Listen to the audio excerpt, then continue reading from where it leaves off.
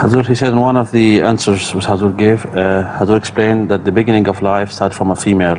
And I believe he's referring to the verse خَلَقَ مِنْهَا زَوْجَهَا. He said he wants to know that this untha has something to do with earth, or it is something else. Did he listen to my address directly in English, or did he have access to some Arabic translation?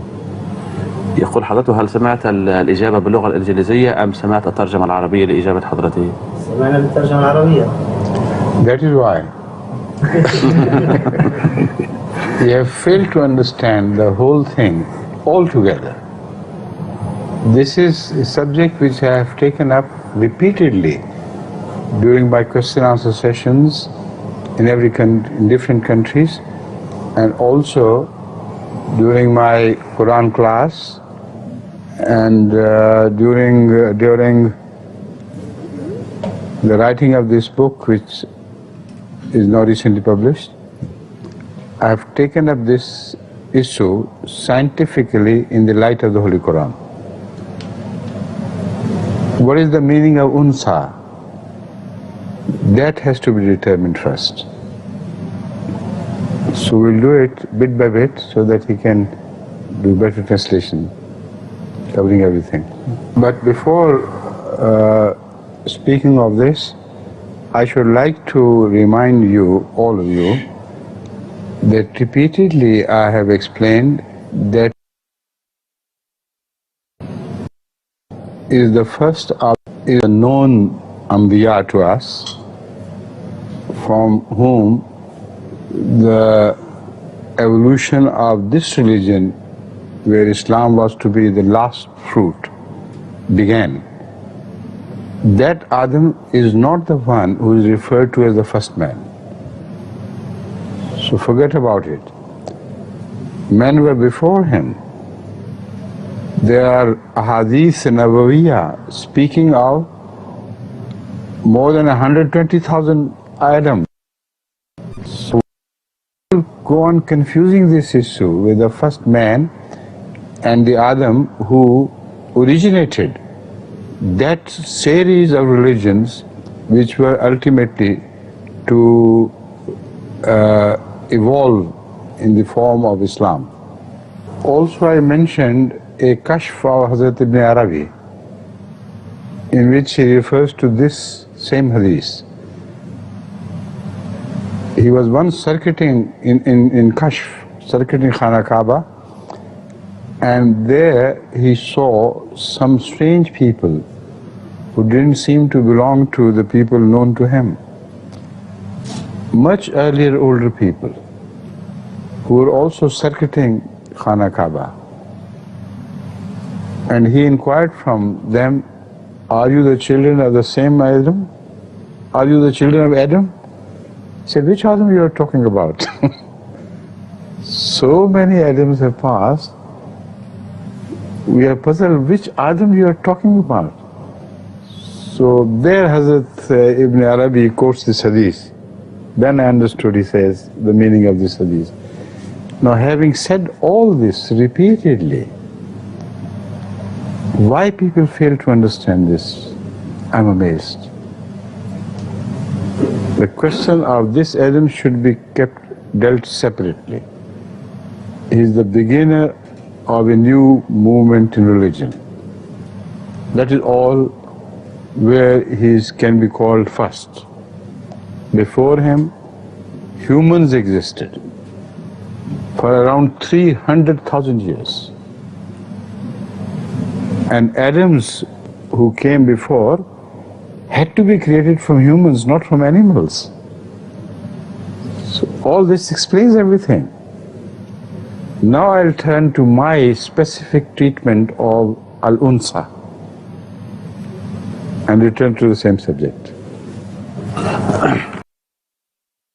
That I also said that scientifically it is proved beyond a shadow of doubt that humans appeared on earth around 300,000 years before. And Adams, which are referred to in that hadith, evidently were from humans, appointed by Allah from animals.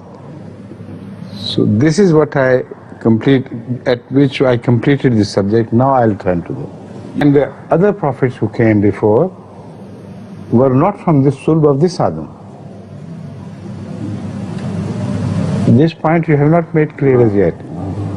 You see, I said that other Adams who appeared before evidently were not from the sulb of this Adam. They had to be from the sulb of other Adams. Yes, obviously. During the period of 300,000 years. And evidently they were humans because Allah could not have appointed His Prophet from among the animals. This you have not clear. You are That's right. Now I turn to the term unsa, which I have used, which I have explained in the light of the verse which you said we recite that verse in the beginning of every nikah.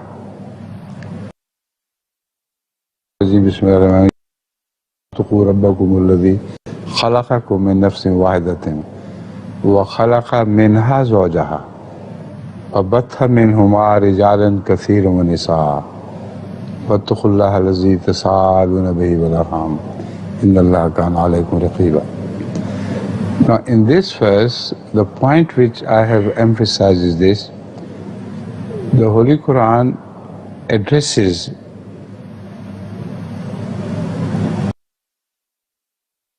ربكم الذي خلقكم من نفس واحدة. So where is husband and wife? There are husband and wife. Allah says we create you for nafs wahida. And nafs can be referred to in Arabic as muzakkir. But Allah chooses the word muannis here. This trying to rub it, and I don't know why. Nafsin wahidatin. Two things must be noted. Life began with a single person, not with Adam and Eve. And it began with a single person which is referred to as unsa, or not unsa, but as muannis. Not muzakkir. Unsa in the sense it was not muzakkir. Evidently it had to be this, because it is the mothers who carry babies who are responsible for the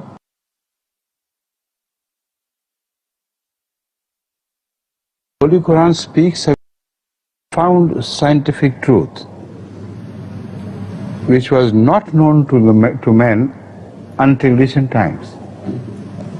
So this single verse is a very strong, incontrovertible proof that this verse was revealed by Allah. That is, the Holy Quran was revealed by Allah. It's impossible for a man of that age to have thought of these minute and intricate things at the beginning of life. And remember that no other divine book has mentioned.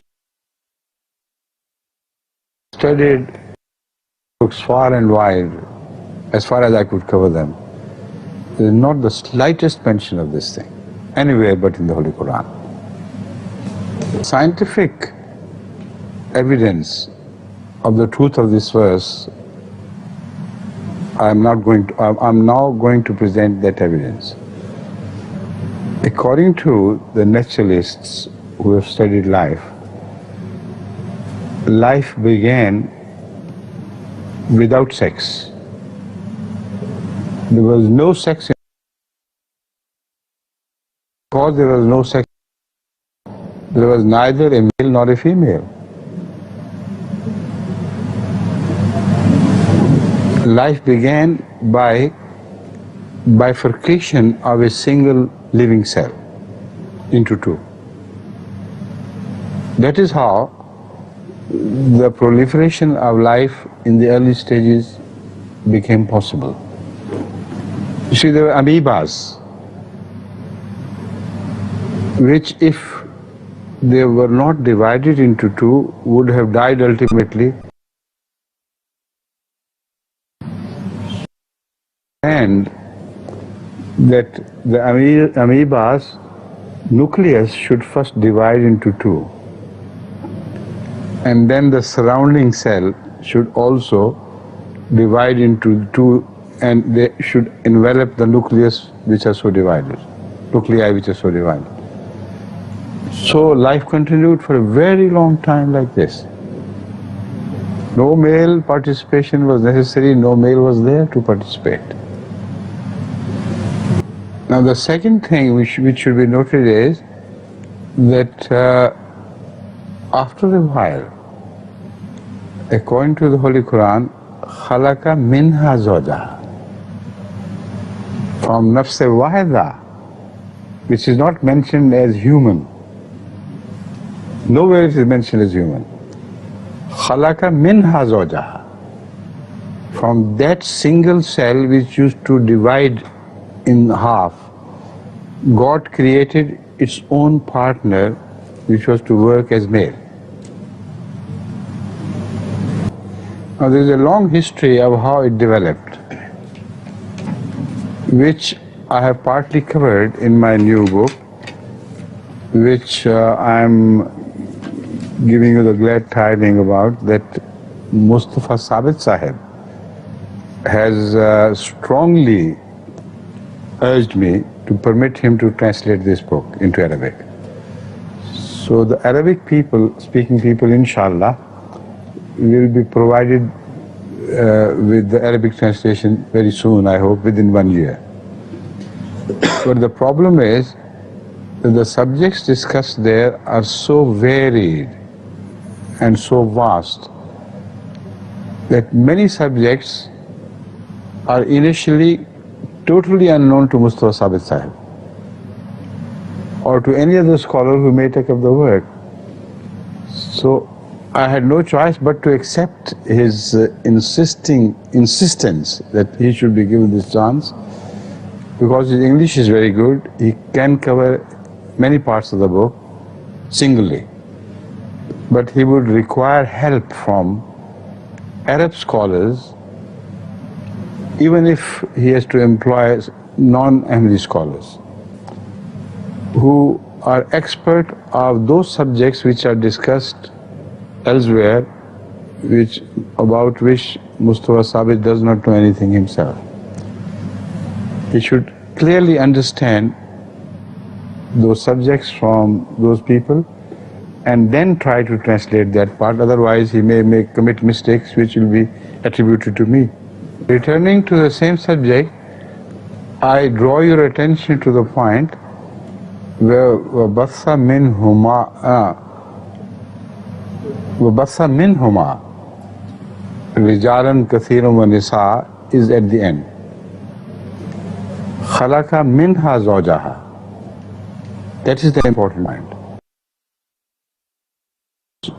Husband and wife were created much earlier than humans begin to proliferate through husband and wife. خَلَقَ مِنْهَا زَوْجَهَا وَبَثَّ مِنْهُمَا. That minhuma are animals. Humans are not yet created. So from these two parent animals, Rijalan, Kasiram and Nisa were created, who did not have a Rajul, human Rajul and a human mother before they were created thus. Now this is complicated, but I'll explain that once again to you. When the Holy Quran says, Batha minhuma, who are those minhuma? Humans are not yet created. They're not humans. Allah is talking of animals. So from two male and female animals, Allah started the creation of humans by and unsa. Evidently, much before human male and female were created, animal male and female were created.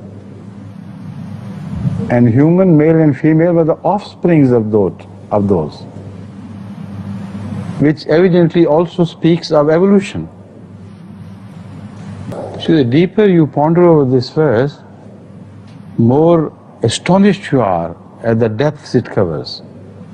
In this one single verse, all these things which I have spoken have been referred to, which the scientists have investigated and found this verse to be exactly implemented in nature.